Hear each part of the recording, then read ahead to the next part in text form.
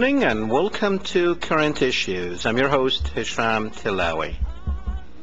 Welcome to the program, ladies and gentlemen. Tonight, we will be discussing two separate issues. The first one is the presidential directive. Well, actually, this will be the second one in the second hour. Will be the presidential directive that George Bush had signed on May 9th, basically giving himself dictatorial powers. In the second hour, we will have Jerome Corsi. He's a conservative writer. He is not someone on the left. He's someone way on the right.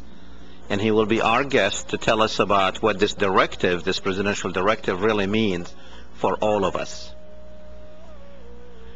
In the first hour, ladies and gentlemen, we will be speaking with Suzan Abulhawa.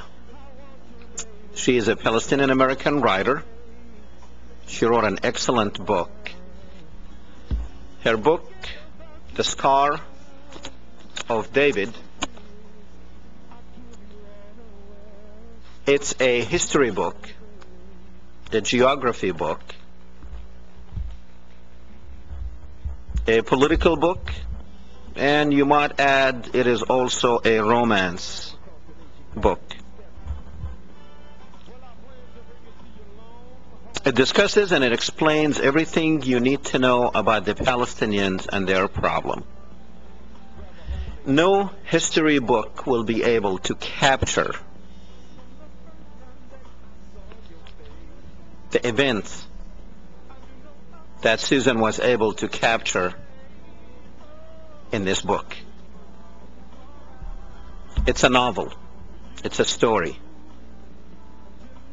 It's a story of a family, but it is a story of a whole people. It's a story of what happened to the Palestinian people since 1948. Like I said, it is a geography, history, political science, and probably a romance novel all in one. It's brilliantly written. I'm a political junkie who always reads political book. I don't remember the last time when I read a novel because I just don't have time to read novels. But this novel, ladies and gentlemen, I guarantee you, once you start reading it, you will not put it down until you finish it. Now, I haven't finished it yet, but I started reading it, and it's an excellent, excellent writing you will enjoy. It tells the story of the Palestinian people, the last 60 years of the Palestinian people. Forget about CNN, forget about Fox, everything you need to know about what happened between the Palestinians and the Israelis and what happened to the Palestinians in the last 60 years, you can find it in this book. I believe we have Susan with us. Can you hear me? Yeah, hi, welcome and thank you for coming on the show. thank you for having me. Sure. Susan, tell me, I mean, it's a great novel that you have written. And like I said, I started reading it, and I found myself, just to get ready for the interview, I found myself jumping from one section to the other. Tell me, why write a book or a novel to basically tell the story of the Palestinians? Isn't there enough books written out there to tell the story? Actually, no, absolutely not. No, there are a lot of nonfiction books that chronicle the political history and so forth, and human rights violations and so forth. But these are all written for primarily an academic audience. They're not. They tend to lack the human dimension as well.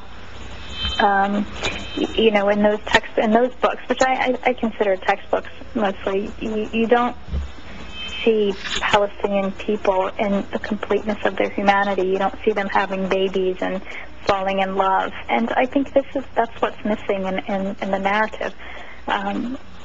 you know, our story has been told, and mostly by others, actually, and it's been told in very cold prose of nonfiction. And there really isn't enough out there in literature that narrates our tragedy, our triumphs in human terms, and that's what I wanted to accomplish with this novel. So, tell me, just put our viewers in like very briefly, what is the book all about? What is the center theme of the book? Well, you know, there are several themes, several threads that run through this book. But I'll give you sort of a basic overview. This story spans 4 generations of a single Palestinian family, from the British Mandate to the present-day occupation, and it's told through 3 narrative voices. One is an omniscient third-person voice, and the other 2 voices are first-person, told by one is Amal. She is the primary character. She's the central narrator, in fact. And the other voice is Yusuf, who is her sibling, her brother, and their third sibling, Ismail, was a baby during the 1948 Nakba, when the family was being evicted from their village of Ein Hod, in the chaos and the mayhem and the fear and terror that was happening as people were fleeing their homes.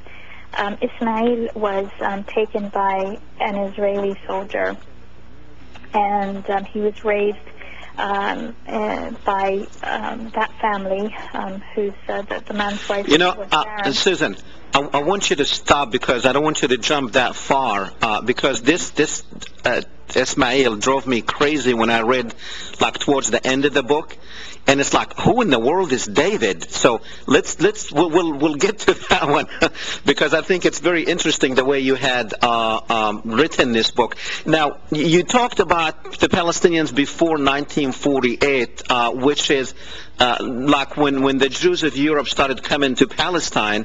Actually, the Palestinians kind of enjoyed the experience. There was no problems between them, and there was nothing to say that these 2 people will ever be enemies, correct? You know, I'm not going to say that they enjoyed the experience. They for a large part, the average people were not really aware of it. They had been accustomed to living with, you know, Muslims, Christians, and Jews had always lived there, and there seemed nothing out of the ordinary. And so, yes, okay, so, you know, more Jews were fleeing and immigrating, and there was a revolt in '36, you know, because obviously the leaders understood what was going on, but you know, Palestinians were largely an agrarian society. They had lived on the land for millennia, and I mean, they could not believe that these people who are immigrating from Europe will end up taking their land away from them. It was incomprehensible. Yes, absolutely. I mean, if you've lived in a country, you know, you have centuries of history that you can trace, and you know, your family has owned, for example, a certain piece of property or farm for, you know, as far as you can go back, and it's always been, you know, relatively calm. It's hard to fathom that, you know, overnight you suddenly are dispossessed and the land has literally been pulled out from under your feet, and you no longer, you know, your identity and your history and your heritage and the cemeteries where your forefathers are buried, and you know, all that is taken away overnight. Of course, it's incomprehensible. Now, your novel started in a village of Ein. Is it Hod or Hod? Ein Hod. Ein Hod, and basically it tells the story of a family that was forced off of their land, and then one of their daughters, Amal, basically starts telling the story of the whole Palestinian people, right? No, she's not telling the story of the Palestinian people. She's telling her story, and this is the story of a family. And you're correct in saying that the story of the Palestinian people comes out through this family, because the backdrop of this story is the political context that we all know, but these people are living it, and they're trying to live their lives through what's happening, and the events that are happening jolt them from one place to another. They separate members of the families, and you see psychological transformations of some of the characters, and what the occupation does to the soul, and what not just the Palestinians, but the Israelis as well. And so, no, she's not telling the story of the Palestinians. She's telling her story. Okay. She's Palestinian. So I just wanted to just make that very minor, that distinction. It's not minor. It's an important distinction to make. Okay. Well, let's go back to Emil, because I was trying to really understand what you meant by that character. What does that character mean on the ground? And, you know, that character, does it resemble any part of the Palestinian people today? Any organization, any movement, any school of thought, anything does Emil represent? Emil is an individual. She's a girl whose life was jolted in so many ways by the 48 Nakba, by the 67 war, and you know, it's she ended up going to the United States on a scholarship, but that's happened to a lot of Palestinians. I mean, it's we've all been scattered in so many ways. So if she represents anyone, I'd say perhaps Palestinians of the diaspora, people like myself who just completely separated from their families and have to make do in other countries and find your own way, and eventually we come back to our roots. Yeah. Well, Emil, the reason I'm concentrating, I mean, I'm sorry, Susan, I just called you Emil, because that character is kind of, it mesmerized me when I was reading. You chose to make Emil a successful person at the end, versus a lot of other Palestinians who did not get the chance to come to the United States and probably become as successful as Emil did. Is there a reason behind that? I'm not sure what you mean by successful. You mean she had a Well, I mean, her situation is not like the millions of Palestinians who are still in refugee camps, for instance. Yeah, but her situation is like the millions who do become dispossessed and have to live in the diaspora with their heritage sort of yanked away from them, and they try to figure out who they are and try to live wherever they are because they can't go back, and Israel will not allow most Palestinians to return to their homes. Now, Ismail was her brother, her younger brother. Yeah. Tell me about the story of Ismail. What happened to him when the Nakba took place, and then just briefly, and then take it to when finally him and Emil meet. Yeah, that was what I was trying to get to earlier. I mean, Ismail is raised by a Jewish family, a very loving family, in fact. But how was he taken away from his family, though? He was kidnapped, like I said earlier. He was taken by an Israeli soldier whose wife was barren, who had survived the Holocaust, and Ismail grows up as David. Now, when Ismail was a child, was a toddler, he was dropped from his crib by his older brother Yusuf, and he sustained a very distinctive scar, and that's where the title of the book comes from. And during the 1967 war, Yusuf, the older brother, and David, who was formerly Ismail, come face to face, and his brother recognizes him by the scar. So, But they were enemies, though. Of course, they were fighting on opposite sides. I mean, David had no idea that he was Palestinian. He thought he was a Jewish Israeli, and so the story shows his struggle to his identity struggle as well, But of the three siblings, he is the more minor character. Okay. Now, when David finally meets his sister, I mean, how does he feel? I mean, did he change his mind about how he felt about the Palestinians, or what happened there? You know, like I said, I mean, they're complex psychological and human events that happened to him. I mean, he was torn. He was an alcoholic as well, and you know, ultimately, I mean, he did some horrible things, and some horrible things that are revealed in the book, and you know, he later comes to terms with who he is. He comes to terms with, and he decides whether, and I don't want to give the story away, but in his mind, it does become reconciled, and. Okay.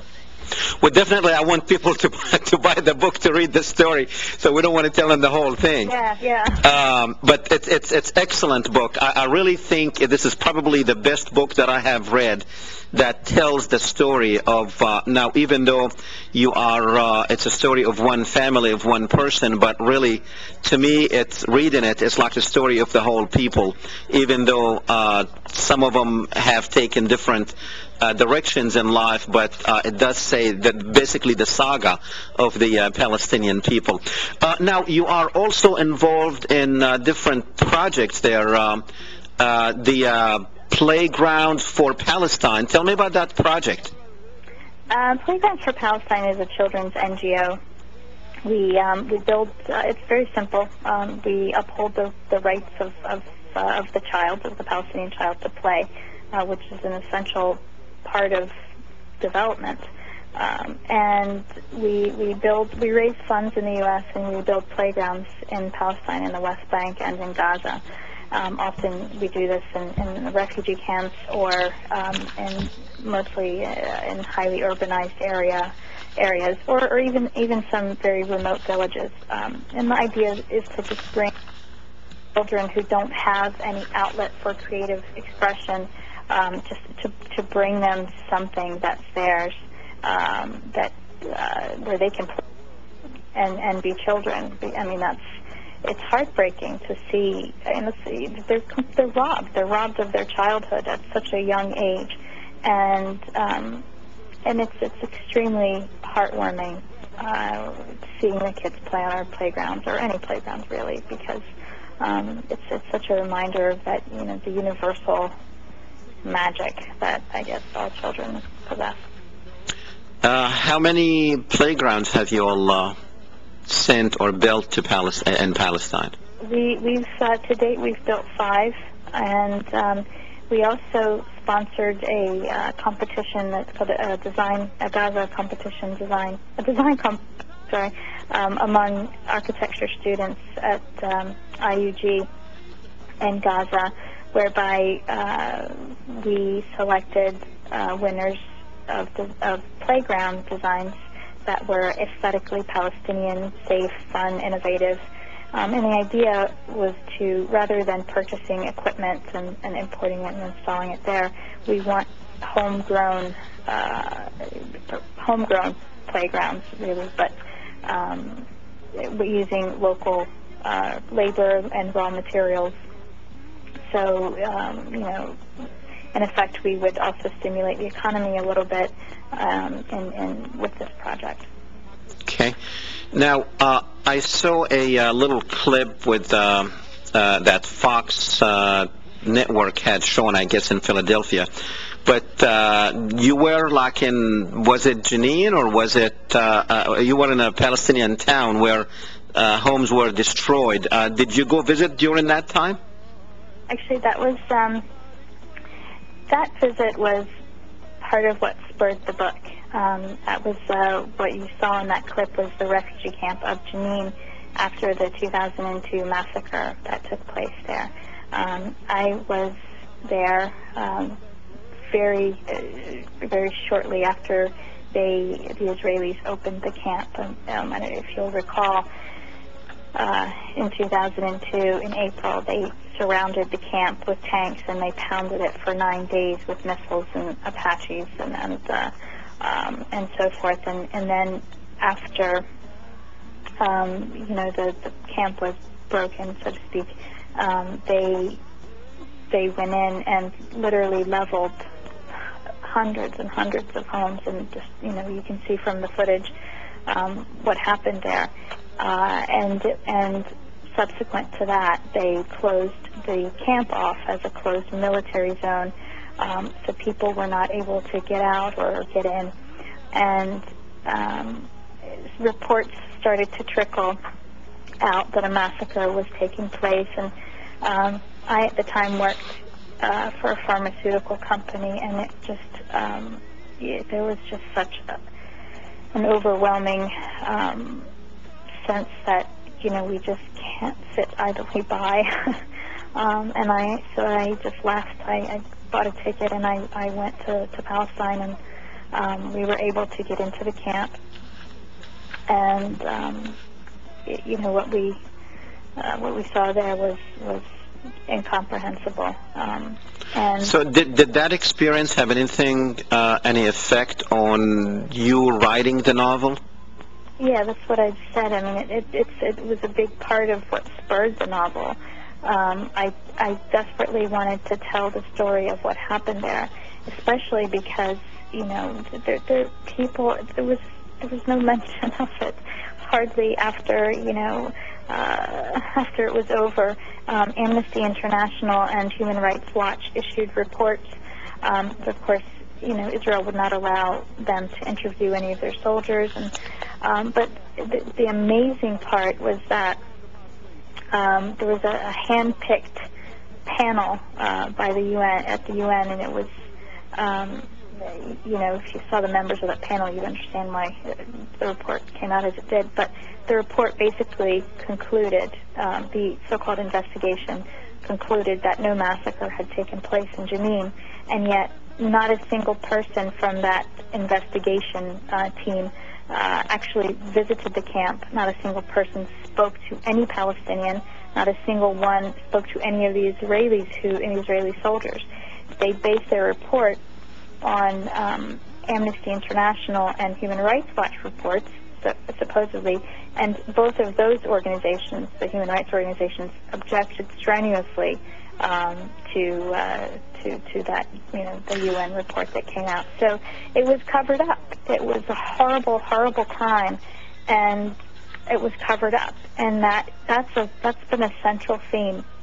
I remember I remember the UN wanted to do an investigation, and Israel refused. And of course, I remember that day vividly, because even though the United Nations said we want to do an investigation, I remember Larry Larson went there, and he said this is I don't remember exactly what he said, but there should have been an independent investigation of that. Yeah, absolutely. But I think, of course Israel objected, but what they acquiesced to was, again, what I said. It was a hand-picked panel that gave the illusion of an investigation. So, again, that's how the cover-up happened, and at the same time, Israel escapes any scrutiny allowing an investigation. Okay. Is that the reason why, when you wrote your novel, you had this family live in Jenin at one time? That's a big part of it, actually, yeah, because, like I said, I wanted to tell the story of what happened in Jenin when I was there. And another reason is because I absolutely fell in love with the people in that town. They were, what they had lived through was unimaginable, and yet they just weren't broken. They were as defiant as ever, and it was really humbling. Now, let me ask you this: were actually people from Ein Hod actually moved or went to Jenin as refugees? Yes, yes. Okay, so it was more of a fiction/reality thing. Well, yeah, it's a historic fiction, so the historic context is absolutely real. It's well researched, and anybody can look anything up to verify. But as I said, the characters are fictitious. Okay. You never know. There might be a family out there who their life probably resembled what you have written in the in your novel. I was thinking, is there like a passage that is like your favorite? You would like to read it for us for a couple of minutes? Sure, I'd be happy to do that. Actually, this is again back to the theme of the human element of this. There's a let me just pull it. I'm sorry. There's a part where the central character, when she was a child, and her father used to read to her, and so this passage is from that. On a morning in April, the month of flowers, I discovered my father, the man who worked endlessly, an abstraction I adored but saw infrequently. 5 years old, I awoke in a panic to wet clothes and rushed to sort out my predicaments in the only room that offered privacy. To my horror and shame, Baba was waiting for me as I emerged from the toilet. More than punishment, I feared his disappointment. That day is one of my clearest childhood memories. Without words, Baba helped me into clean pajamas, and I levitated off the ground in his enormous arms. He carried me a few steps, my small head buried in his neck, and sat me in his lap on the terrace, a 4 by 3 meter patch of stone and tile covered with a canopy of grapevines, Mama's stubborn attempt to duplicate the glory of her gardens in Ein Hod. It was still dark, but I recall the shadowy landscape of the countryside's blossoming fruit trees. The immature foliage of peach, pomegranate, and olive were in bloom when, by the light of a wax candle, my father read to me for the first time. For a long time after that, my senses could conjure from memory the crispy sweet scents of spring that bewitched the air. My father's olive wood pipe protruded from the side of his mouth, and the smoke of honey apple tobacco also permeated that special morning.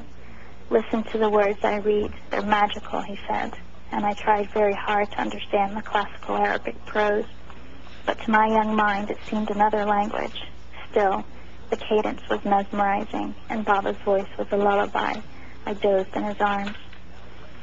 I told no one of the incident, and I lived through the day in anticipation of night, the darkness just before dawn, hoping I could once again soar on Baba's magical wings of words. I fit perfectly in Baba's lap.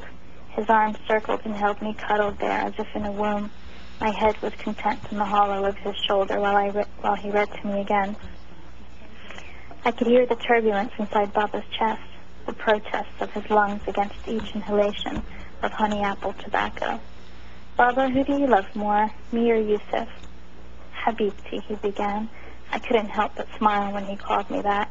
I love you both the same, he said. How big do you love me?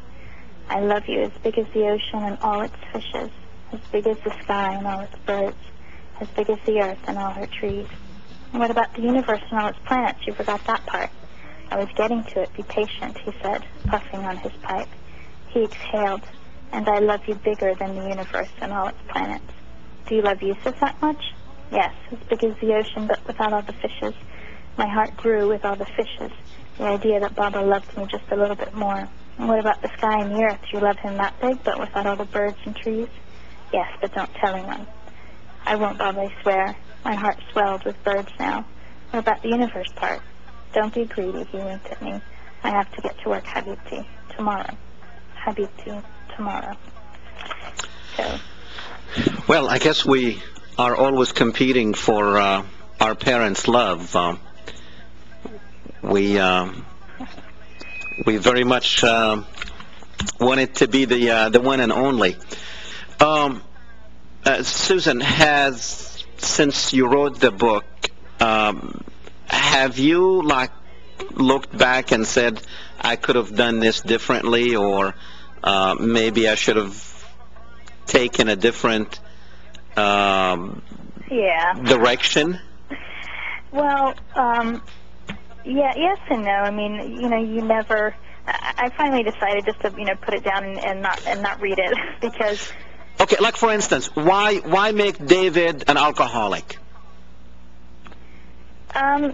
Again, these are human beings with flaws, and it's anybody who faces that sort of identity crisis. It's perfectly plausible that could happen.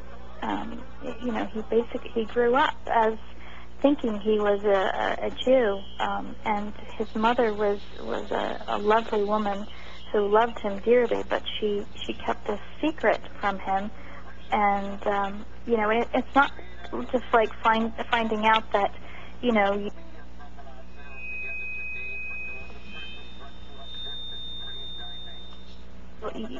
are the enemy that you hate, and so that was. He had to I'm not going to give the story away. But No, don't. I was just wondering. If you struggled with that one or not. No, not really. Okay. I knew. It happens to human beings. We're fallible creatures, and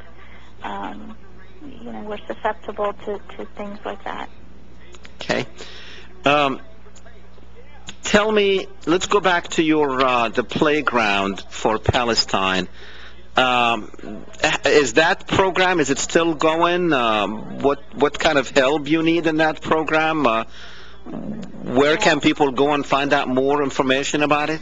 Well, we have a website. It's www.playgroundsforpalestine.org. That's all one word, and it's playgrounds with an S. And we are actually in the process right now of selecting the playgrounds that we're going to install in Palestine this year.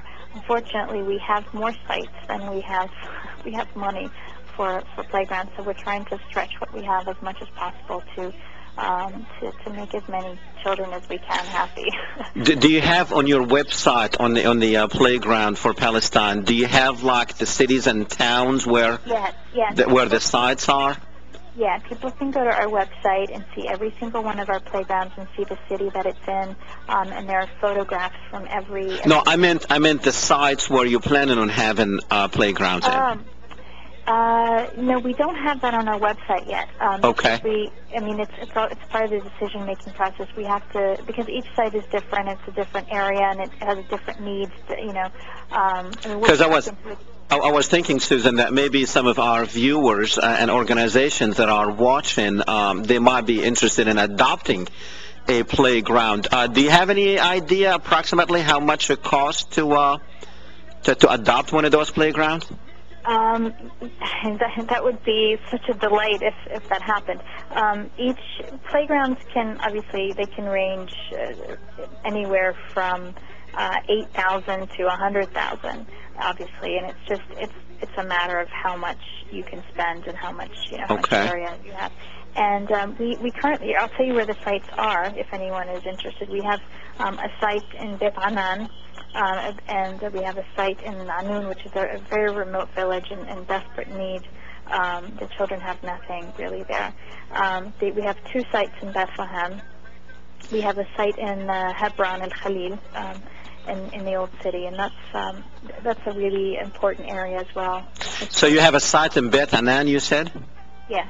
I have a lot of friends from Beth Anan. I'm going to tell them they need to adopt it. That would be so fantastic. Oh, definitely. I'm going to give them a call, and they can afford it. I'll tell you that much. Really? Tell them, please. Definitely. It would be now. Did you say? You probably said it, and I did not hear it. Did you say that the sites are also on your website, or no? No, we don't have the new sites up there yet because. Okay.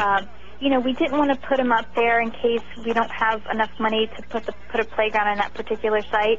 So we have to make the decisions first, and we're trying to figure out how much we can get for the limited resources that we have. And as soon as the decisions are made, we're going to put up the actual playgrounds that we're going to put on the site along with the site.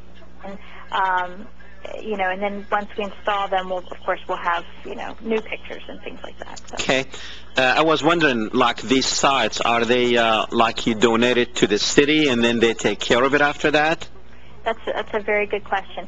We always work with a local, either municipality or a local organization, an NGO or a school or a church or something like that, because we basically, we relinquish the playground into their care, and they are responsible for maintenance and upkeep. We sign a contract with them. And the site is usually, it's theirs, it's their land. And it's, we put a gift there for them and for the children. Most of, obviously, all organizations and schools and churches really, want this stuff for the children, so they're very happy to donate whatever space they have to, bring some joy to the kids that they serve. Now, I've seen some pictures where you, with those playgrounds and the children, that you have, I guess there was one in Nablus, I think? Yes. Okay. Yeah. And we're looking at the pictures now. How does it make you feel when you're there with Palestinian children and you bring in a smile to those children while they probably were few days before throwing rocks at some of the Israeli tanks? Oh my God, it's a fantastic feeling. My favorite one that we installed was one that we put in Khan Yunis in Gaza, and mostly because usually when we install things, install the playgrounds, it gets cordoned off, like the people, the NGO, whatever, they don't want the kids coming, and, it's dangerous and so forth. And so we don't get to, we interact with the kids outside of the time that we're building, but in Khan Yunis, there was, the Gazans aren't having any of that, any of those kind of, cordon us off. So the kids were there every day, and it was fantastic. They were adorable. They were so eager. They would just, they go to school hyper early in the morning, and the first thing they would do is, stop by to see, how much we had done on the playground. And then immediately after school was dismissed, they would just run back over to the playground to see how much more, they're so impatient. When is this going to be done? And I got to talk to them, and I'll tell you, there were some really heartbreaking stories, but there's also something else that, I always come away with something, with lessons from kids and from people there. But I got to know a couple of the little boys, and once they realized that I was Palestinian and that I spoke Arabic, of course they treated me a little bit more openly than when they first thought I was, an American. Right. And they were so excited, and they were very childlike. They were young boys, with little boy bodies. And then pretty soon they were lifting their shirts and showing me shrapnel wounds and horrible scars. But they were, look at mine, and then look at mine. And it was a difficult contrast to take in, that very adult violence that's marking their bodies, and their just very childlike excitement at these playgrounds. Okay. Susan, we have a few minutes left. Do you have, you wrote a poem that starts with 6 and 7 up to 11. Do you have that handy? It's if you have access to the internet, it's on my website. I should have probably told you this. I just thought about this. It would be so nice if you read that poem if you have it available. Okay. Well, I'll link to your website really quick. I have it here. Current Issues TV. Yeah. Yeah. I probably know it by heart, but I don't want to. 6 and 7. No, I would really appreciate it if you would read that for us. That probably it tells a lot about the history of the Palestinian people too. Yeah, it's okay. I have it now.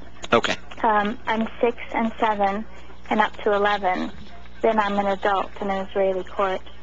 My hands tied behind my back, He comes to me with a punch and a sack. He covers my head with a hood of Zionist stench. My belly is tough, it will not flinch. The noise is loud and pierces my brain. My pathetic shirt hangs proud with a fresh blood stain. My poor mother is worried sick, I'm sure. She buried my brother before me, she will endure. And my dad, depression got him in the end. With no home, no lands, no olive trees to tend. I'm in here days after day, or is it months, or even years? I no longer comprehend. The noise is loud and I can feel the shroud. He beats me again today, and then it's another's turn to play. I'm broken now, but I'll not confess. I'll leave my body. Let those murdering bastards clean up the mess. A few more thoughts before I go. I am human, this you must know. You'd never know it, 'cause I'm as tough as the rocks I throw. I had hoped to grow a mustache so fine. Maybe marry Munna. I'd be hers and she'd be mine. Maybe be a father, my children free in Palestine.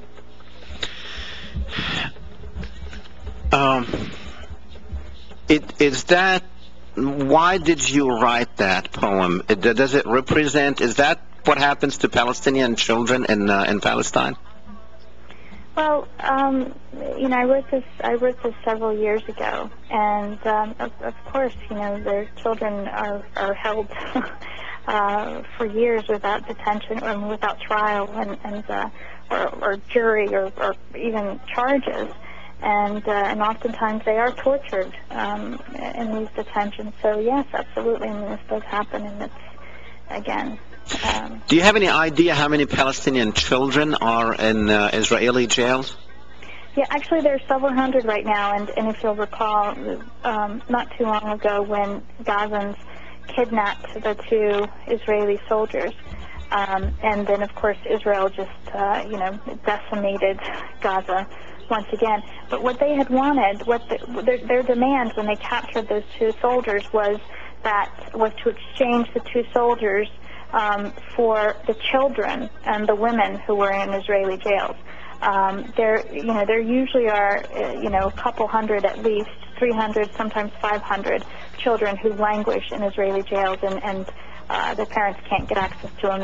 Nobody, as a mother, I think that, that would be absolutely unbearable. But that's what Palestinian mothers live with. So, just so our audience would understand, so these are Palestinian children who were taken away from their families, away from their schools, and thrown in jail, and most of them haven't even been in court to even figure out why they're in jail for. Right, and also Israel considers adulthood to start at 12 years old, so they don't even consider them, they consider them adults, and they treat them and abuse them as adults. Okay. Very good. Susan, I don't know, I just hope everyone who's watching us, and of course we will archive the show, and it'll be on the internet for people to see it later. It's really an excellent book, and when I thought about the title until I read some of it, I thought the Scar of David meant Israel normally is referred to as David, so I thought it was like the Scar of Israel or something, or the scar that David caused on the Palestinians. But now, since I read the novel, I know now what it means. I'm sorry. Go ahead. Actually, I mean, there are many layers to this book, and including the title. There are lots of layers of meaning. So even in the characters, I mean, they represent. I mean, I think the reader. I think it's perfectly fair for you to come away with that interpretation of the title. But the literal interpretation, if that makes sense, is that it comes from the main character, one of the main characters. Yeah. Well, I'm going to read it again, and from cover to cover, and hopefully I will come up with who Emil is, because Emil is driving me crazy trying to figure out who she is. Well, you know, that's the beauty of literature. You should read more fiction. Actually, it really made me understand things much, much better than reading. You know, you can read a history book, but when you read history, geography, and politics all in one, in a story form, I think you understand it a lot better than if you read a boring history book. But so I really think it's excellent writing, an excellent book with a lot of excellent information. So now, how can people get the book, Susan? Well, it's available from most major bookstore outlets, and it's also available on the Scar of David website. It's scarofdavid.com. People can order it directly from the website. It'll be shipped the same day, or people can buy it from Amazon or Barnes & Noble online. Oh, tell me what happened with Barnes & Noble the other day. There was an event was scheduled. I was supposed to be at a signing in Bayside, New York, in Barnes & Noble, and I understood that most of the communication actually occurred through my agent, but what I understood was that the event was being downgraded because a lot of some local people who objected to my presence. Some Jewish local people, you mean? Yeah. But I understand that some Christian organizations as well, who I suppose they're Zionist Christians or something. Well, I don't call those people Christians anyhow. Those Zionists, the Christian wrong, I don't call them Christians. Well, in any event, I mean they exerted some pressure. They sent faxes and called Barnes and Noble and so forth, and so. Finally, I received a phone call from the manager at Barnes & Noble who told me that the event was going to be downgraded to simply a signing. In other words, I was not going to be able to read from the book as most authors get to do, and it would just be I'd just sit there and kind of sign books as people came along, if anybody came. And it's so sad, Susan, because there's so many. Like your book, you will have about 100 or maybe more, maybe 1,000 books of Barnes and Noble that kind of takes their story pro-Zionist and pro-Israel, and you don't see a lot of people. You don't even see Palestinians going to protest these book signings and stuff. And if Palestinians do, they will probably be calling them terrorists. It's amazing that in the United States, with all the free speech and freedom of expression, that this sort of threatening and this sort of, I guess, I don't know, the Wild West mentality that would still exist. Yeah, I think, Hesham, I mean, I will give them the credit that they didn't cancel it altogether, but they did succumb, they did bow to pressure that was essentially racist pressure, because there's nothing in the book that's inaccurate. There's nothing that's there's nothing. Well, that's the problem. That's the problem, Susan, because there's nothing in the book that is inaccurate. That's the problem. Well, because your book is very accurate to the account of what happened with the Palestinians in 1948 up till today. That's why.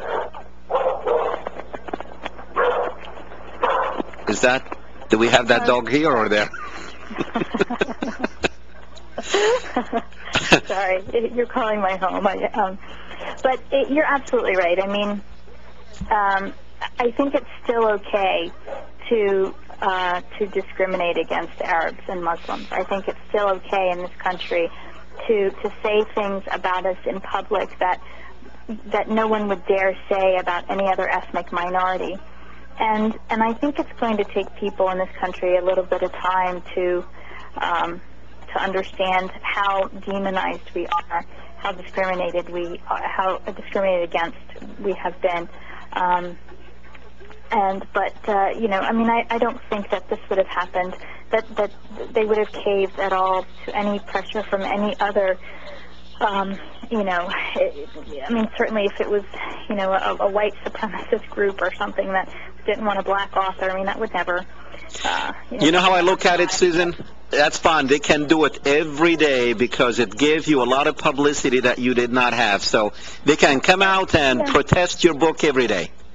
But that, I mean, that said, I think that, you know, the manager and the district manager, I mean, they're not accustomed to, they're not aware of what the pressure that comes from Zionists anytime anybody gives the Palestinian narrative. And so, you know, when you get this kind of stuff from the public, you have no idea, you're not sure what was in the book, and you know, you're afraid for your job or whatever. I mean, this happens. I mean, there have been books written about how this kind of pressure intimidates people into, you know, expressing only the Israeli narrative and thwarting the Palestinian narrative. But despite the pressure that came to bear on them, they didn't cancel the event, and I have to say that you know, that's a plus in their favor. It's not good, but that they downgraded it to a signing. But you know, I hope it's a lesson for somebody in corporate America that you know, that's censorship, and it shouldn't happen. I have one question before I let you go. Is there any similarities between you and Emil?